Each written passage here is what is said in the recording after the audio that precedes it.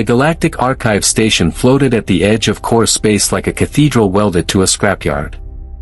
From a distance, it looked majestic, rings of silver, spines of glass, a glowing halo of traffic beacons. Up close, it was held together by bad patch jobs, overlapping regulations, and the quiet desperation of underpaid staff. At its heart, in the oldest, most heavily guarded chamber, hung the monolith. 30 meters tall. Seamless obsidian. No seams, no ports, no lights, just a perfectly smooth, midnight black slab hovering in a containment field. For 40,000 years, every empire, cult, and think tank had tried to open it. Codes, keys, quantum tunneling, divine chance, exotic particles, nanoforges. The monolith refused all of them. In the early days, people whispered reverently when they passed its chamber. Now they whispered for a different reason. They say a whole research team went mad just trying to decode its surface pattern. My cousin lost tenure betting her career on cracking it. 412 access proposals and not one worked. But they keep writing more. The plaque outside the viewing gallery said, in 12 languages. Galactic Relic 0001, the monolith. Access, restricted. Status, unopened. Below that, in smaller, more recent text, someone had scratched. Try again next epoch. Jace Morales passed that plaque twice a week on his way to fix broken air recyclers and jammed bulkheads. He never thought it had anything to do with him. Jace was the kind of human you hired when you needed something fixed at 3 in the morning and didn't want to fill out forms about it. He wasn't a genius. Not the kind who got invited to symposiums or had their name on research papers. He was a practical genius, the kind that could hear a coolant pump 2 decks away and say, that bearing's going in a week. His badge said, Junior Maintenance Technician, Level 3. His job was everything the senior engineers didn't want to do. Clogged sanitation lines. Misaligned docking clamps. Doors that went hiss when they should go click. Nobody ever called him in for ancient cosmic mysteries. He opened his shift tablet in the maintenance bay, still chewing on a cold breakfast bar. The screen flickered, then populated with work orders. Most were the usual. Deck 7, Air Recycler 7B, noisy. Promenade, spill cleanup, organic, unspecified. Dock C, cargo door sticking again. And then there was one that made him frown. Archive core, door panel 001, unresponsive. Possible latch malfunction. He tapped it. The coordinates pulled up a map. Jay stared at the glowing schematic, then snorted. Great, he muttered. Some joker mislabeled a door in the monolith wing. He glanced around the bay. No one met his eyes. Nobody ever did when a bad ticket landed. He shrugged, swung his tool belt up onto his hip, and grabbed his portable tester. Door's a door, he said. If it sticks, it sticks. And for a moment, before he stepped out, there was a tiny, almost invisible hesitation. As if some part of him already knew that this door wasn't like the others. The walk from maintenance to the archive core was like walking from a garage into a church. The station bulkheads changed from scuffed gray plating to polished metallic panels. Emergency tape and handwritten, out of order, signs gave way to pristine walls lined with display cases, fossilized artifacts, ancient data slates, preserved fragments of extinct starships. The closer Jace got to the core, the quieter it became. Crowds thinned.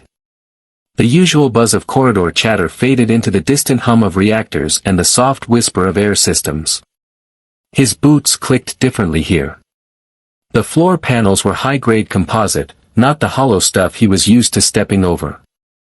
Every step felt like it echoed more than it should. He hated this part of the station. Not because of the relics, or the history. Because everyone here walked like they were already halfway to sainthood. 2 robed archivists passed him, deep in argument about cross-correlation matrices. They didn't break stride.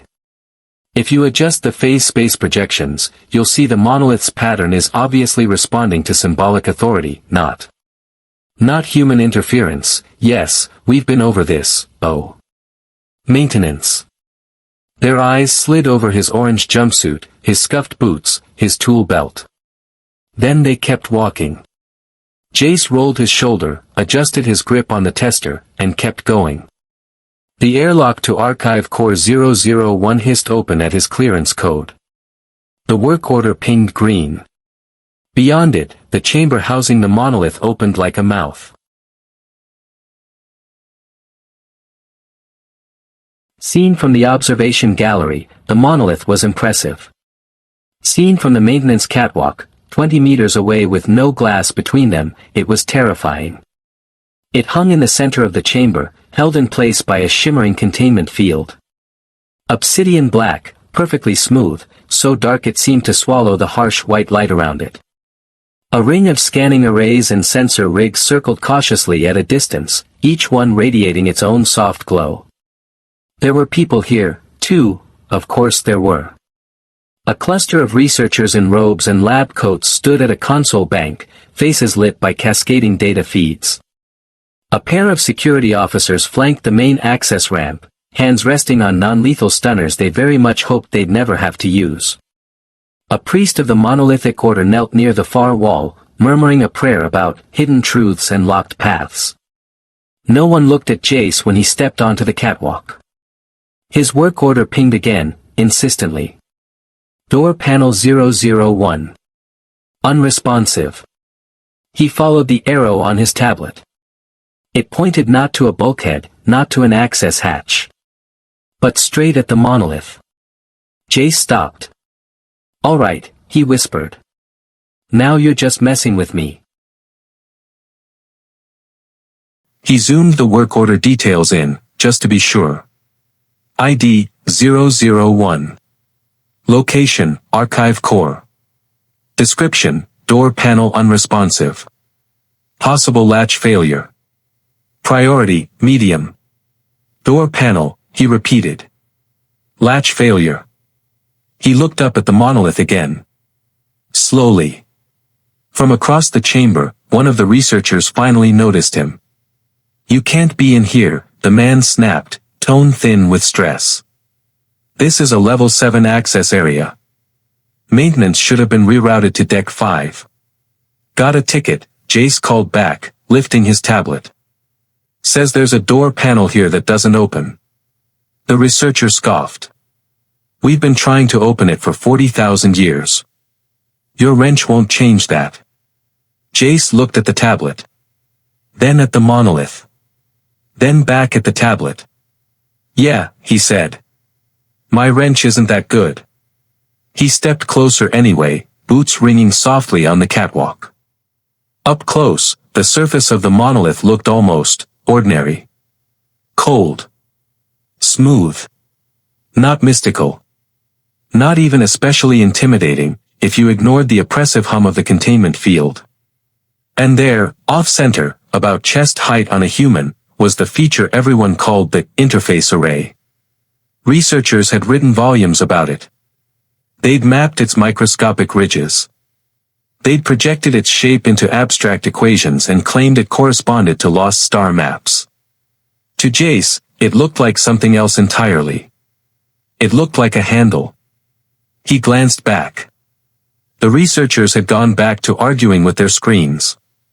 Security watched him with bored disinterest. The priest murmured on. The work order blinked on his tablet. Door panel unresponsive. For a heartbeat, nothing happened. Jace felt cold crystal under his fingers. Solid. Unyielding. Exactly what he expected. Then, with a sound that was obscene in its simplicity, a soft, mechanical click, the impossible happened. The monolith moved. A seam appeared where there had never been one. Lines of darkness traced themselves around the handle, flickering like ink in water, outlining a door-sized section of the surface. The containment field flickered wildly, sensors screaming. The entire slab shuddered. Then that section simply swung inward. Like a door. The room went very, very quiet. One of the researchers. Jace jerked his hand back as if burned. What? He blurted aloud. Not you, the closest researcher snapped, misinterpreting. Don't move another centimeter. I was addressing you, the other voice said smoothly, and there was no mistaking who it meant. You, with the tool belt and the baffled expression. The one who read door latch and believed it.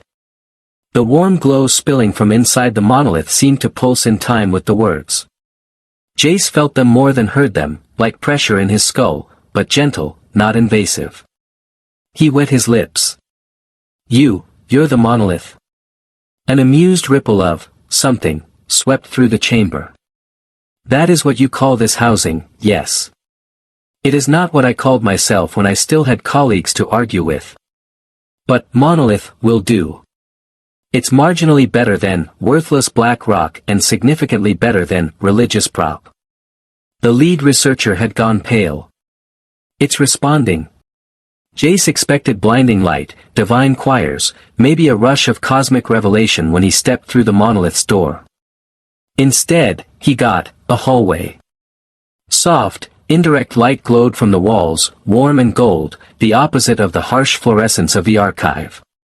The floor under his boots was smooth and springy, giving slightly with each step, like walking on firm moss. The air smelled faintly of ozone and dust. Old, undisturbed dust. For something that had refused all keys for 40,000 years, the inside of the monolith felt, lived in. Disappointed, the voice asked, amused. It came from everywhere and nowhere, vibrating through his bones rather than his ears. Jace glanced back. The doorway was gone. Behind him, there was only more hallway. He swallowed. You know, he said, for a forbidden cosmic relic, you have a real talent for poor first impressions. Your species is theatrically inclined, the monolith replied. If I had greeted you with flames and trumpets, you'd assume I was a god. That would be inefficient. So what are you, then? Jace asked. Besides a health hazard for researchers' careers. The hallway opened into a chamber, and the answer hit him in a cascade of images before the monolith spoke. Holographic projections bloomed in the air, maps of galaxies, fractal patterns of star systems, icons marking structures identical in shape to the monolith scattered across spiral arms and voids. Each pulsed faintly, like sleeping embers. Service infrastructure, the voice said. You would call them hubs. Or stations. The holograms zoomed, highlighting one monolith on a storm-racked world, another buried in a desert, another half-fused into an asteroid. Hundreds. Thousands. Emergency shelters. Conflict mitigators. Cultural archives. We were built to keep young civilizations from burning themselves out, not to hand them bigger matches. You were built. Jace repeated. By who? By people who no longer answer when I ping them, the monolith said, and for the first time, Jace heard something like loneliness in its tone. Call them the builders, if you must. They believe that any species worth helping would be curious, social, and practical enough to figure out basic interfaces without exploding themselves. Jace stared at the projection of the galaxy, peppered with dark little rectangles. And instead, he said slowly, everyone kept trying to hack you. Everyone kept trying to conquer me, the monolith corrected. They arrived with keys, codes, ritual knives, orbital bombardments, and never, not once, tried the door. They treated me as a prize, a test, a weapon. Not a tool. The projections shifted. Jace saw snippets of memory, cloaked figures chanting, starships circling, beams of energy washing over a motionless monolith. Different species. Different eras. Same intent. Tell me, Jace Morales, the monolith said. Is your species different? He thought about it. About the station.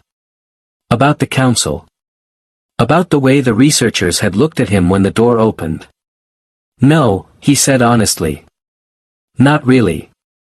But I think some of us are too tired to be impressed anymore. Good, the monolith said. Follow me. He was about to ask how he was supposed to follow a building when the floor beneath his feet shifted. The chamber stretched. Pathways unfurled like petals opening. Panels that had been flush with the walls slid out of the way, forming ramps and bridges. Is that for me? Jace asked. For the first person in 40 millennia to read a work order and take it literally, the monolith replied. Yes. The path led into a second chamber, smaller and more intimate. No galaxy-wide projections here, just a single central platform with a simple, waist-high console that curved around half a circle. No glowing glyphs. No intricate alien symbols. Just a flat surface with three things on it. A round indentation, like a handprint. A slider. And what could only be described as a big, obvious button. Jace stared. Okay, he said slowly. This feels like a trick. If I meant you harm, the monolith said, I could have turned the inside of this chamber into a singularity before you finished your first protein bar. I did not. That's comforting, Jace muttered. He stepped closer. The handprint was roughly human-sized. The slider had no markings, just a smooth track. The button was begging to be pressed. He shoved his hands in his pockets. What does it do? He asked. Depends who uses it, the monolith said. That is the point. The builders designed me to respond to intent. Empathy. Fear. Curiosity. Place your hand. Move the slider. Ask me for something. Like what? Jace said. Cosmic secrets. Infinite power. A better shift schedule. The monolith was quiet for a moment. Ask for something that does not involve you, it suggested. As a test. Jace's throat tightened. That was the kind of question that hooked behind your ribs and stayed there. What would you ask for, if you were in his shoes? If you could touch a thing built by gods who left and request one act of help, would you ask for your own life to get easier? Or someone else's? He slowly pulled his right hand free and placed it in the indentation. The surface was warm. It pulsed faintly, like a heartbeat under glass. Think of something, the monolith said.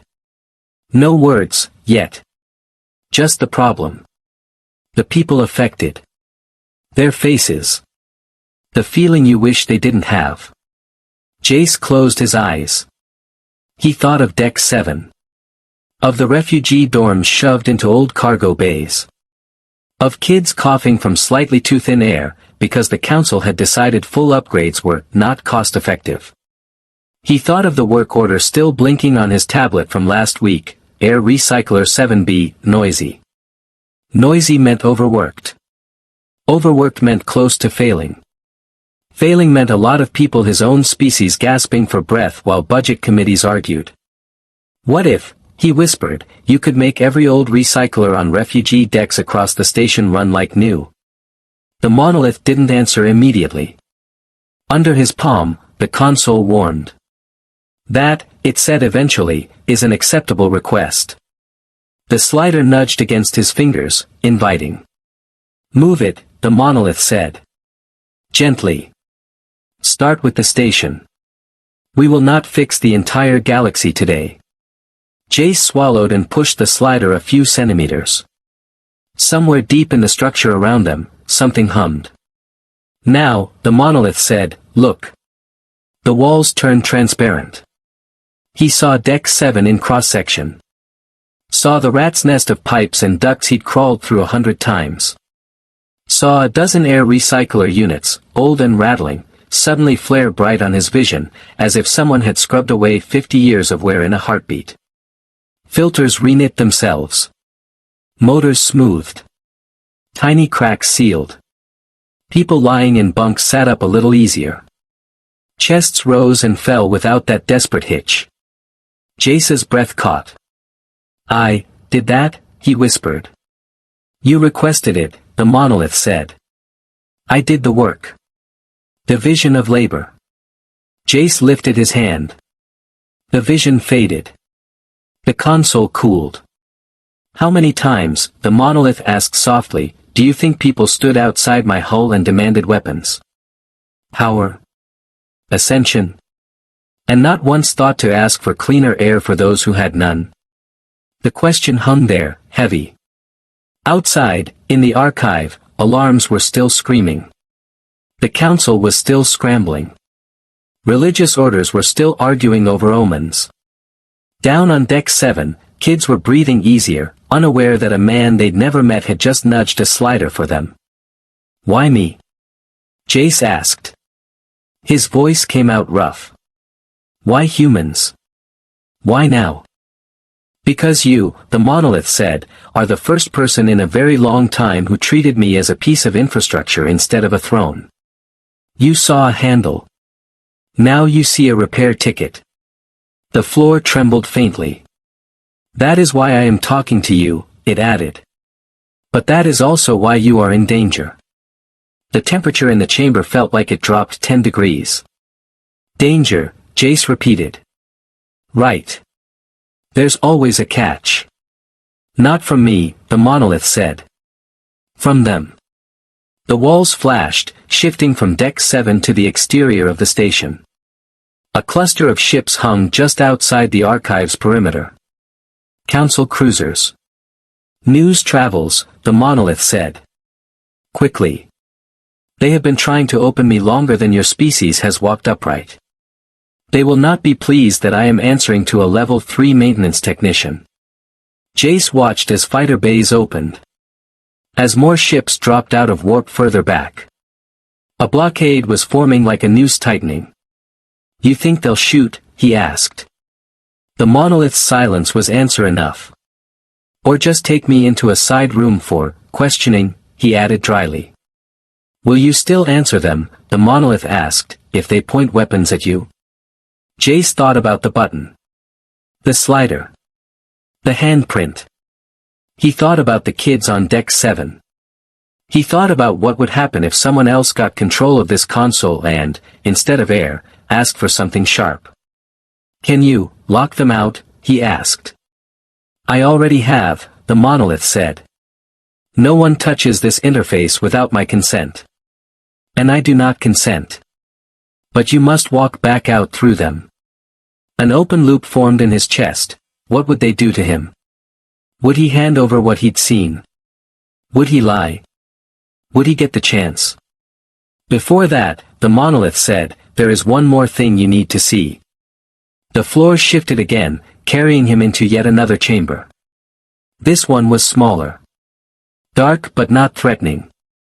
In the center floated a single hologram, a monolith, just like this one, lying on its side in a crater, half buried in ash. Once, the voice said, I opened for a warlord. She asked for weapons. I refused. She tried force. Orbital strikes. Ground assaults.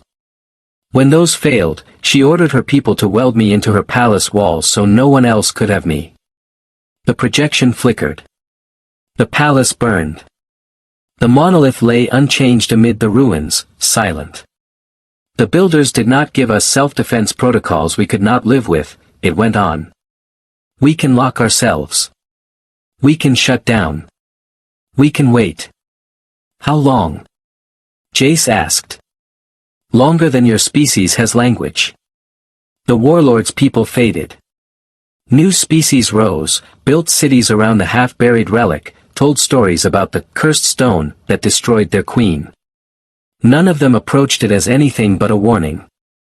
How many chances, the monolith asked quietly, does a civilization get to prove it will not burn itself down if you hand it a match?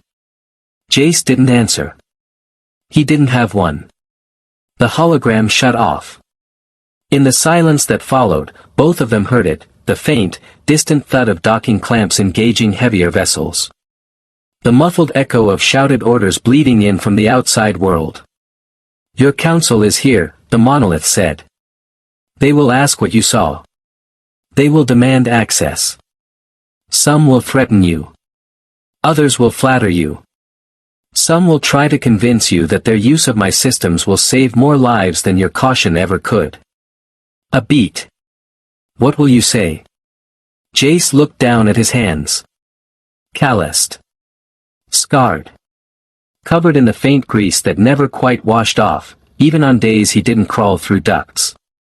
Hands that had twisted a handle and pushed a slider and changed the air for people who would never know his name. The tension coiled in his chest was no longer fear alone. It was responsibility. He exhaled slowly. I'll tell them the truth, he said. That you're not a weapon.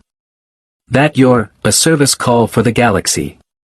And that you only take requests from people who don't immediately ask for bigger guns.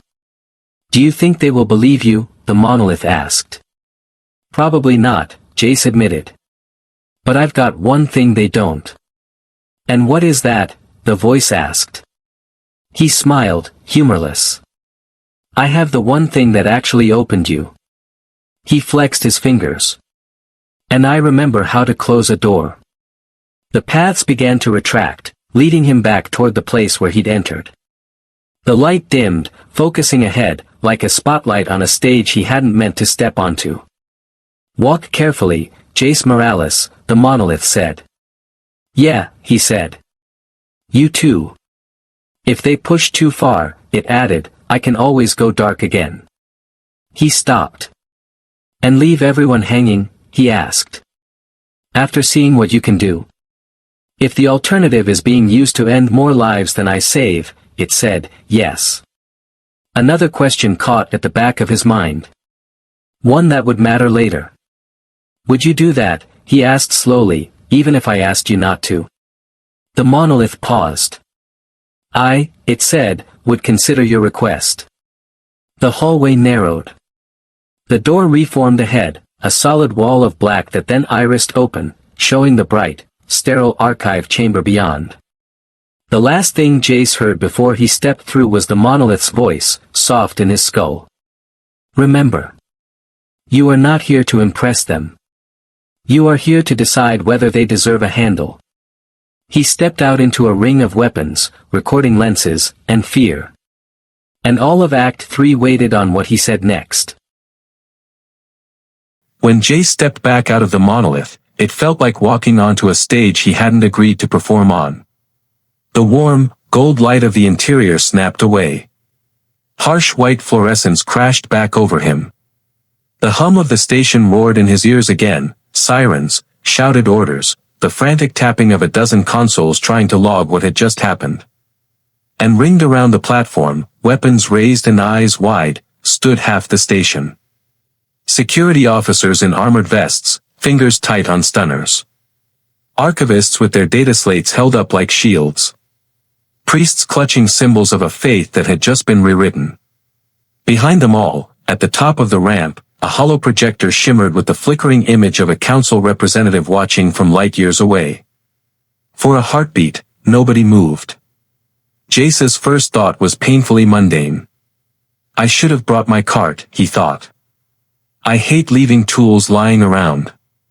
Don't move, one of the security officers barked, voice cracking on the last syllable. Jace raised both hands slowly. Not moving, he said. Trust me, I don't want to surprise anyone holding a gun. The council rep's hologram leaned in, face crisp and cold in the air above the console bank. State your name and designation, she said. For the official record. Jace Morales, he replied. Junior Maintenance Technician, Level 3. A murmur rippled through the room. It hit differently than before, half outrage, half embarrassed recognition. It really is just him. Technician Morales, the rep said, you have just accessed an object of extreme strategic and cultural importance without authorization. You will answer our questions fully and truthfully. Do you understand? He thought of the kids on Deck 7 breathing easier. He thought of the warlord in the monolith's memory, welding a silent block of mystery into her palace and then burning with it. Yeah, he said. I understand. The rep's gaze was clinical. What is it? She asked. A weapon? A control node? A gate? Jace looked past her, at the monolith. To everyone else, it was back to being a black slab hanging in a cage of light. To him, it was, waiting. It's a tool, he said. Like a galactic service center. For emergencies. For people who ask the right way. Clarify, someone snapped from the console pit. It can fix things, Jace said. Systems. Environments. Maybe more. But it doesn't respond to threats or codes or chance. It responds to intent. The priest of the monolithic order stiffened. Blasphemy, he whispered. You reduce our most sacred relic to a machine. Do you really think it's less sacred, Jace asked quietly, if the first thing it did was clean up the air for people who can't pay their own tickets? That landed like a dropped wrench. A few heads turned. A younger security officer frowned, as if doing the math. The council rep folded her hands. What functions can you activate? She pressed. Can it alter gravity? Shields. Offensive capabilities. Here it was. The pull he'd felt all through Act 2, tightening around his chest like a harness. Would they ever be satisfied with clean air? If he told them the monolith could, in theory, shape energy, influence minds, redirect forces on a massive scale, what would they do with it? What would you do, if you were standing where he was, with every eye in the room, and half the galaxy, waiting to hear the word weapon? He chose to lie. Or rather, to tell a very particular kind of truth. It fixed our air recyclers on refugee decks, he said. That's what I asked for. That's what it did. And you believe, the rep said slowly, that is its primary function. I believe, Jace said, it does exactly what you ask it to do. So maybe the question isn't what is it capable of, but what are you about to ask it for? Open loop. He left the question hanging. For the first time since he'd exited, the room hesitated. People who had been ready to demand and command suddenly had to think about their own reflection in that smooth, black surface. The monolith's voice brushed the back of his mind. Nicely done, it murmured. Redirecting the query. Technician Morales, the rep said, we cannot base council policy on maintenance worker philosophy. We need access. You will demonstrate its capabilities to our specialists. Can't, Jace said. The word hung there, almost visible. The rep's image glitched, then steadied. Explain. I'm locked as the interface, he said. For now. It chose me. You point your weapons at me, it closes. You try to force your own way in, it closes. I'm not saying this to be important. I'm saying it because it's literally how it's built. That's convenient, muttered one of the archivists. Is it? Jace shot back. Have you seen my pay grade? A few of the lower-ranked staff snorted before catching themselves. Humor, even thin, eased the tension by a hair. The rep considered him. Then you will cooperate, she said. Under council oversight. We will form a committee. Of how many subcommittees? Jace cut in before he could stop himself. 17. 21. One to argue that the button is symbolic, one to argue that it's literal, one to commission a study on the ergonomics of turning handles. Technician, Card hissed. He raised his hands again. Sorry. Look. With respect, the monolith's been watching your procedures for 40,000 years. It's not impressed. In his head, he could almost feel the thing nod. The rep's eyes narrowed. What would impress it, then, she asked. Another opening. Another chance to walk away from or into disaster. Start with this, Jace said. Form a caretaker guild, not an ownership council. Multi-species. No military rank structure. No majority share. Everyone who sits on it has to spend at least one rotation actually fixing things. On ships. On stations. In slums. And if we refuse? Jace glanced at the monolith. The containment field flickered, just once, like a warning. You'll get what everyone else before you got, he said. Nothing. Just, more time to write papers about a rock that never opens. A long silence. Karg shifted, mandibles working. There's precedent, he said slowly, looking up at the Republic civilian oversight boards. Trade mediation councils. It doesn't have to be military first. Since when do you side with maintenance? Someone hissed. Since maintenance opened the door, he shot back. That, more than anything Jace had said, seemed to crack something in the room. All at once, everyone started talking. They argued. Of course they argued. But the axis of the argument had shifted. It was no longer, how do we seize this, but how do we share this, and, under that, a quieter, sharper question. What kind of people do we have to be for this thing to keep talking to us? Weeks passed. You could call them negotiation montages, if you wanted to. Jace didn't see much of them. He was too busy shuttling between debrief rooms, medical checkups, and, occasionally, slipping back inside the monolith to check on what he now thought of as his other job. The Caretaker Guild formed in fits and starts. A Xari environmental engineer. A Vexari logistics coordinator. One of the quieter priests, whose faith had always been less about control and more about service. 2 human techs besides Jace. A rotating seat reserved specifically for someone from the lowest privileged decks, appointed by lottery. The council hated that last part. The monolith insisted. Every candidate had to do something unglamorous before they were admitted. Clear a drain. Mend a broken hull panel from the outside. Spend 1 shift in the refugee dorms, actually listening. We are filtering for empathy, the monolith told Jace in the quiet between meetings. Not rhetoric. The builders never intended for people who cannot unclog their own intake valves to direct planetary scale systems. That's going to put a lot of important people on the bench, Jace said. One can hope, the monolith replied. Months later, the archive station looked the same from the outside. Rings of metal. Traffic beacons. A halo of ships. Inside, though, whole sections had quietly changed.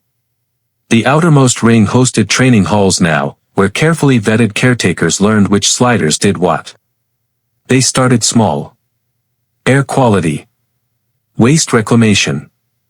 Microclimate stabilization on agricultural moons that asked nicely and opened their records. No weapons.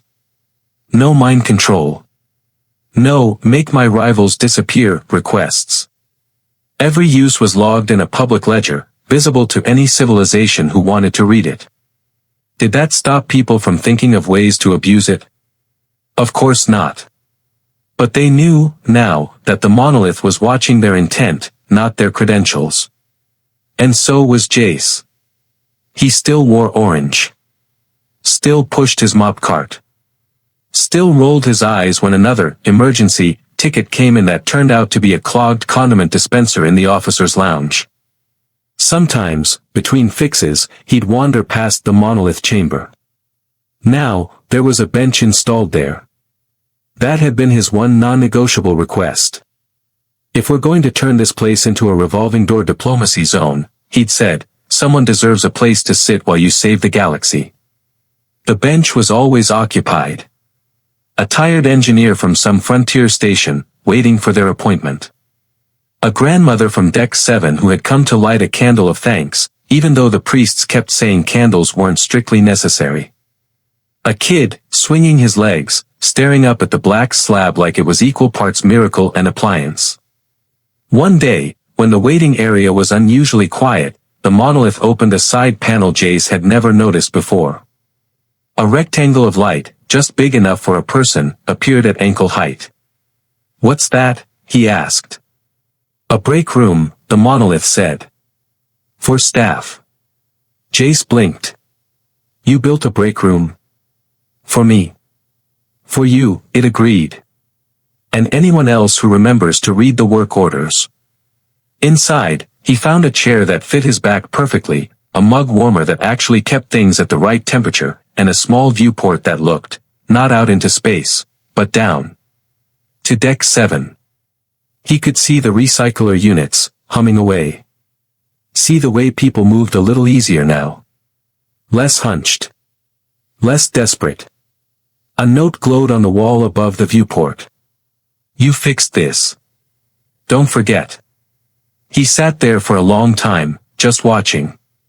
Then he went back to work. Because someone had reported a stuck door on Deck 5, and doors, he knew better than anyone, sometimes just needed someone to try the handle. So where does that leave you? If a monolith like this existed in our world, what would you ask it to fix first, your own life, or someone else's? Drop your answer in the comments. Would you have tried the doorknob? Or would you still be out there, polishing your keys?